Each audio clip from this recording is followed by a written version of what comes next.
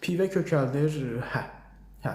Belə baxanda, baxın, belə pivədən danışaq.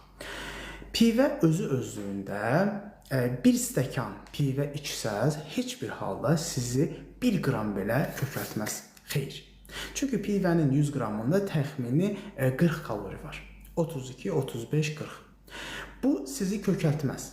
200 qram istifadə eləsəz 80 kalori qəbul etmiş olacaqsınız. Bəli, maye halında kalorilərdir, bəli, lifləri yoxdur, bədən tərəfindən mənimsənilmə sürəti çox yüksəkdir, belə. Problem odur ki, siz pivəni 200 qram içmirsiniz.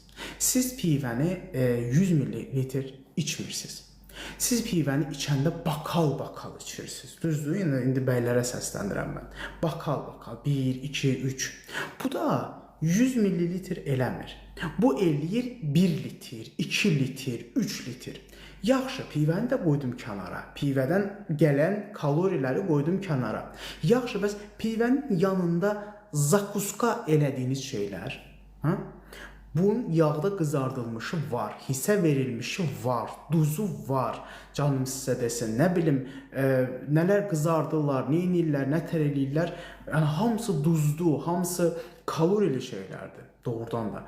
Bəs onların istifadəsi, mən oturub düşünürəm ki, ortalama bir bəy oturub 1 litr, 30-35 dedim də kalori. 1 litr pivə istifadə eləsə 350-400 kalori qəbul eləmiş olur ancaq pivədən. Pivəni də elə belə içmir ki, onun yanında nə bilim pendiri var, canım sizə desin qızartması var.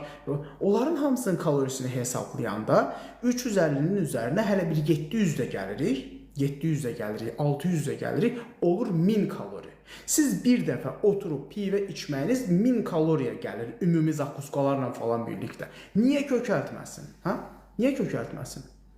Kim 100 millilitr pivə içir? Heç kim. Bunu niyə içəsən ki? Ona görə də böyük rəsmiyə diqqətlə yanaşın. O kökəldir, bu arıqladır, yox. Siz bir baxın görürsünüz o pivəni içəndə siz nə edirsiniz, nə yeyirsiniz onunla paralel.